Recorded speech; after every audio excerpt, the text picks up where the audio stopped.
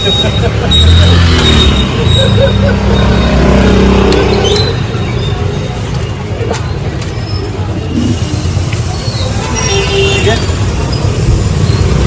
भाषा बोलो, आपको भाषा बोलो മലയാളം കേരള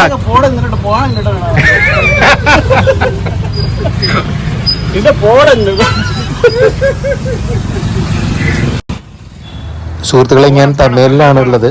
തമേലിൽ ഒരു ചെറിയൊരു കടയ്ക്ക് ഉള്ളിലേക്ക് കയറിയപ്പോൾ അവിടെ പരിചയപ്പെട്ട ഒരു വ്യക്തിയാണ് ഇദ്ദേഹം. കുറെ കാലം സൗദിയിലുണ്ടായിരുന്ന ഒരു വ്യക്തിയാണ്. ജിദ്ദയിലായിരുന്നു. അപ്പോൾ ആള് പറയുന്നത് എന്താ വെച്ചാൽ മലയാളം ഭാഷ മനസ്സിലാക്കാൻ ഭയങ്കര ബുദ്ധിമുട്ടാണ്. പുള്ളി ഒരു 5 വർഷത്തോളം ഒരു മലയാളിയുടെ ഒപ്പം താമസിച്ച ഒരു വ്യക്തിയാണ്. റൂമിൽ മലയാളികളുടെ ഒപ്പമായിരുന്നു അദ്ദേഹം താമസിച്ചിട്ടുണ്ടായിരുന്നത്. അപ്പോൾ ആ സമയത്ത് പഠിച്ച കുറെ കാര്യങ്ങളാണ്, പോടച്ചക്ക അതുപോലുള്ള കാര്യങ്ങളാണ് അദ്ദേഹം എൻ്റെ അടുത്ത് പറയുന്നത്. മലയാളം എന്നൊക്കെയാണ് പറയുന്നത്. പുള്ളിക്ക് മലയാളം എന്ന് പറയാൻ, മലയാളം എന്ന് പറയുന്നത് പെട്ടെന്ന് പറഞ്ഞു പോകുന്ന ഭാഷയാണ്. അതുകൊണ്ട് പറയാനും അത് വായിക്കാനും ബുദ്ധിമുട്ടിയ ഒരു ഭാഷയാണ് എന്നാണ് അദ്ദേഹം പറയുന്നത്.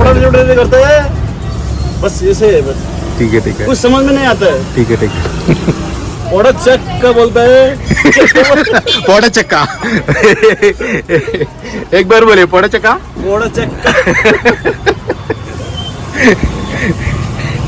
ठीक है। आपका नाम क्या है? बुद्धिमान है। मेरा नाम 2 नाम है। मुक्तिमान, बुद्धिमान।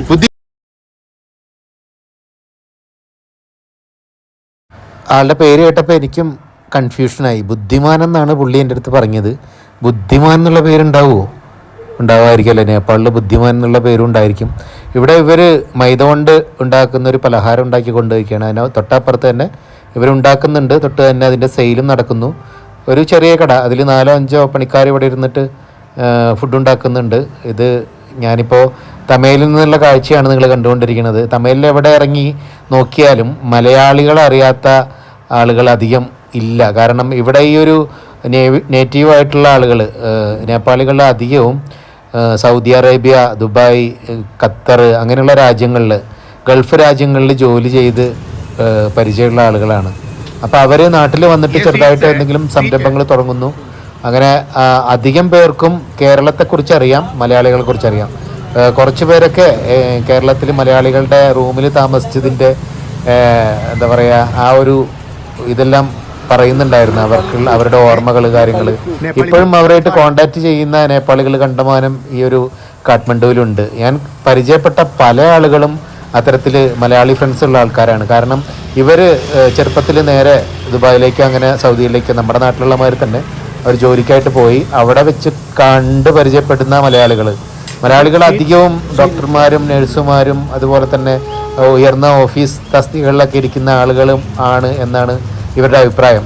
സത്യമായിട്ടുള്ള കാര്യം തന്നെയാണ്. വിദ്യാഭ്യാസം കൂടുതലുള്ള ആളുകളാണ്. അതുകൊണ്ട് തന്നെ അവരുടെയൊക്കെ കീഴിലാണ് ഇവരെ നിന്നത്.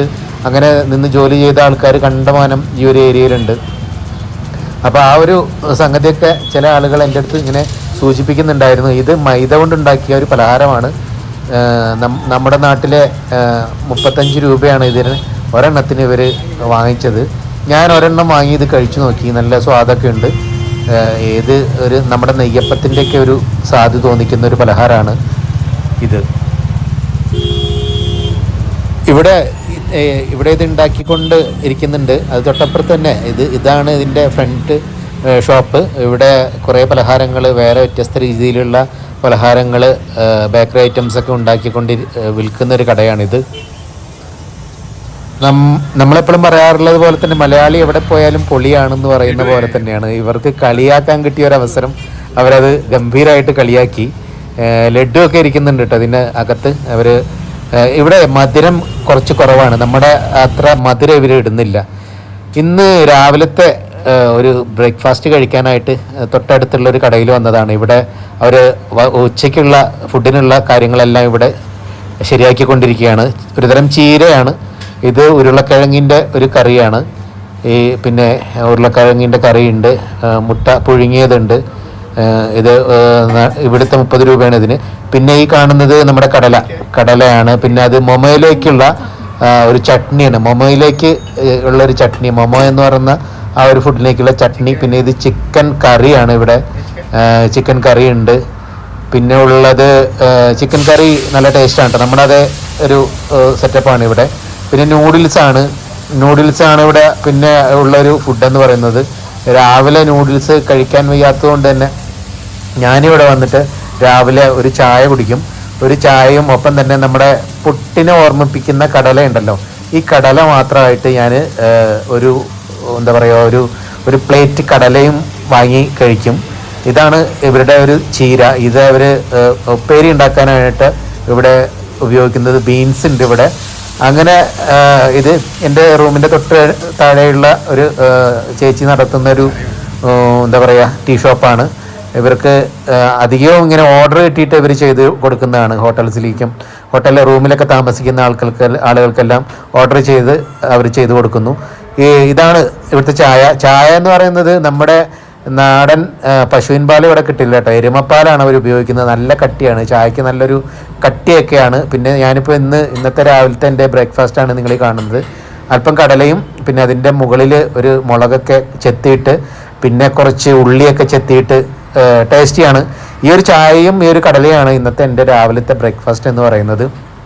അപ്പം നമുക്ക് അധികം ഫുഡിന് എക്സ്പെൻസീവ് ഒന്നല്ല. ഇവിടുത്തെ 55 രൂപയ്ക്കാണ് അവർ തരുന്നത്. നാട്ടിലെ ഒരു 30-35 രൂപയൊക്കെ ആവുള്ളൂ നമുക്ക് രാവിലത്തെ ഒരു എൻ്റെ ബ്രേക്ക്ഫാസ്റ്റിന്. അപ്പോൾ അതാണ് നിങ്ങൾ കണ്ടുകൊണ്ടിരിക്കുന്നത്.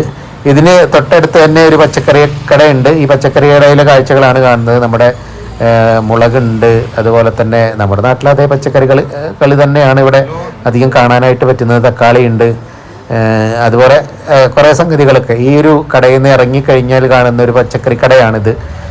പഴം തൂക്കിയിട്ടിട്ടുണ്ട്. അപ്പോൾ നേപ്പാളികളുടെ പച്ചക്കറി കടയാണ് നിങ്ങൾ കണ്ടുകൊണ്ടിരിക്കുന്നത്. പിന്നെ ഞാൻ ഉച്ചയ്ക്കും രാത്രിയും ഞാൻ കഴിക്കുന്ന ഒരു ഹോട്ടലാണിത്. ഈ കാണുന്ന പുള്ളിക്കാരനാണ് ഇതിൻ്റെ ഓണർ. അതിൻ്റെ വൈഫാണ് ഇരിക്കുന്നത്.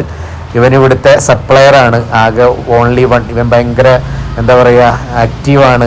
രാവിലെ വന്നു കഴിഞ്ഞാൽ ഭയങ്കര എല്ലാവർക്കും ഇപ്പം തിരക്കില്ലാത്തൊരു സമയമാണ്. തിരക്കുള്ള സമയത്ത് ഇവൻ ഒറ്റയ്ക്കാണ് ഇവിടുത്തെ കാര്യങ്ങളെല്ലാം ചെയ്യുന്നത്. അപ്പം ഞാനിന്ന് ഉച്ചയ്ക്ക് ഓർഡർ ചെയ്തിട്ടുള്ളത് ഇവിടെ നേപ്പാളി ചോറാണ്. നേപ്പാളി ചോറിൽ എന്തൊക്കെയാണ് എന്നുള്ളത് നമുക്ക് നോക്കാം. കുറേ ദിവസമായിട്ട് നമ്മുടെ നാട്ടിലെ ചോറ് എനിക്ക് മിസ്സാകുന്നുണ്ട്. അപ്പം നേപ്പാളി ചോറ് ഞാൻ അധികം കഴിക്കാറൊന്നുമില്ല. ഒരു റൊട്ടിയോ അങ്ങനെയുള്ള സംഗതികളാണ് ഞാൻ കഴിക്കാറ്. ഇവിടെ ഇപ്പോൾ ഒരു ഡാല് കറി ഉണ്ട്, പച്ചക്കറി കറി, ഒപ്പം തന്നെ ചിക്കൻ്റെ ഒരു കറി. പിന്നെ ഇവിടെ കണ്ടില്ല നേരത്തെ നമ്മൾ കണ്ട ചീര, ഒരു ചമ്മന്തി, പിന്നെ ഉരുളക്കിഴങ്ങ് വറുത്തത്. പിന്നെ ഇവിടുത്തെ ചോറാണ് ഈ കാണുന്നത് കേട്ടോ. നമ്മുടെ അരിയൊന്നല്ല, വ്യത്യാസമായിട്ടുള്ള കാര്യങ്ങളാണ്. പിന്നെ ചിക്കൻ കറി നമ്മുടെ അതേ സ്വാദ് തന്നെയാണ്. അല്പം ഈ എന്താ പറയുക പുളി കൂടുതലുണ്ട് എന്ന് മാത്രമേ ഉള്ളൂ.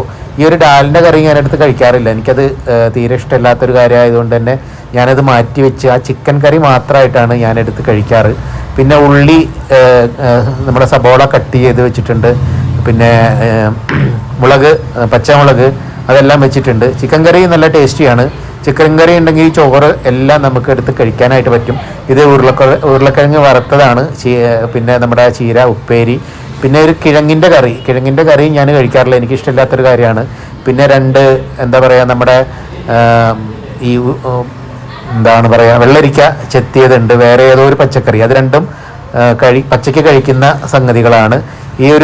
ഇതാണ് ഇവിടുത്തെ ചോറ് എന്ന് പറയുന്നത്. നമ്മുടെ നാട്ടിലെ 180 രൂപയാണ് ഈ ചിക്കൻ ചോറാണ് ഇവർ പറയുന്നത്. സാധാ ചോറുണ്ട്, പച്ചക്കറി ചോറുണ്ട്. ചിക്കൻ ചോറിന് ഇവർ ഈടാക്കുന്ന പൈസ എന്ന് പറയുന്നത് നാട്ടിലെ 180 രൂപ.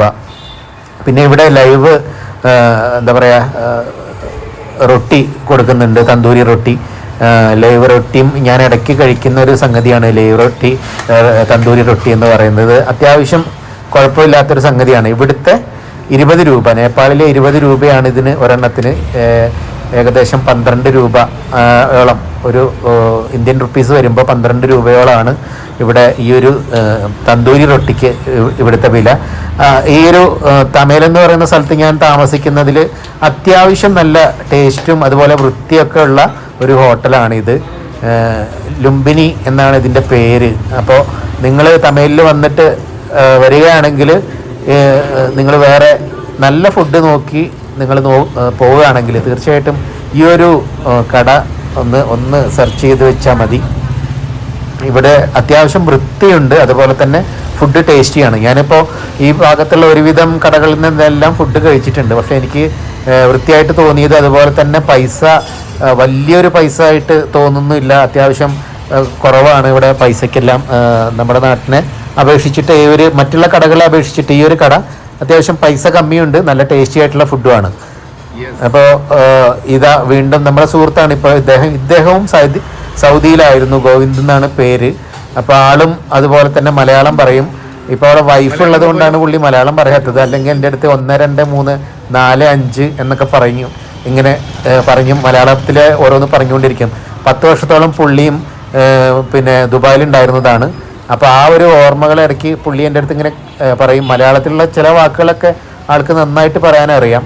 അപ്പോൾ അതും കൊണ്ട് തന്നെയാണ് ഞാൻ ഈ ഒരു ഹോട്ടൽ തിരഞ്ഞെടുത്തത്. നമ്മൾ തമിഴിൽ നിൽക്കുന്ന മലയാളികൾ ഉണ്ടെങ്കിൽ ഈ ഒരു ജസ്റ്റ് ലുംബിനി എന്നുള്ള ഹോട്ടലൊന്ന് അന്വേഷിച്ച് കഴിഞ്ഞാൽ ഇവിടുത്തെ ഗോവിന്ദിനെയും പരിചയപ്പെട്ട് കഴിഞ്ഞാൽ ആൾ നല്ലൊരു ക്യാരക്ടറാണ്, മലയാളികളൊക്കെ ഇഷ്ടപ്പെടുന്ന ഒരാളാണ്. അപ്പോൾ ജസ്റ്റ് ഒന്ന് നോട്ട് ചെയ്ത് വെച്ചോളൂ. അപ്പോൾ ഞാൻ പുറത്തിറങ്ങി നോക്കുമ്പോൾ ഇവിടെ കാണുന്നത്, ഇവിടെ എന്തോ പൂജയൊക്കെ കഴിഞ്ഞിട്ട് എന്തോ ഫുഡാണ്, ഒരു വിളക്ക് കത്തിച്ച് വെച്ചിട്ടുണ്ട്. അതും നടു റോട്ടിലാണ് കേട്ടോ. എന്തൊക്കെ പൂജ ചെയ്തിട്ട് വെച്ചിട്ടുള്ള എന്തൊക്കെ സംഗതികൾ, ജിലേബിയൊക്കെ അതിലിരിക്കുന്നത് കണ്ടു. അപ്പോൾ അങ്ങനെ ഈ നട റോട്ടിലൊക്കെ ഫുഡൊക്കെ വെച്ച് പൂജയൊക്കെ കഴിച്ച് കാണുന്ന ഒരു സ്ഥലം. അപ്പോൾ ഇത് നമ്മുടെ എന്താ പറയുക, നേപ്പാളിലെ കാഠ്മണ്ഡുവിലെ ഒരു തെരുവിലൂടെയാണ് ഇപ്പോൾ നമ്മൾ നടന്നുകൊണ്ടിരിക്കുന്നത്. ഇവിടെ എന്താ പറയുക, വേറെ എന്താ ഫുഡാണിത് എന്ന് ചോദിച്ചു കഴിഞ്ഞാൽ അത് നമ്മുടെ മൊമോ ആണ് കേട്ടോ, മൊമോ. അപ്പോൾ നേപ്പാളിലെ കൂടുതൽ വിശേഷങ്ങളായിട്ട് വീണ്ടും കാണാം.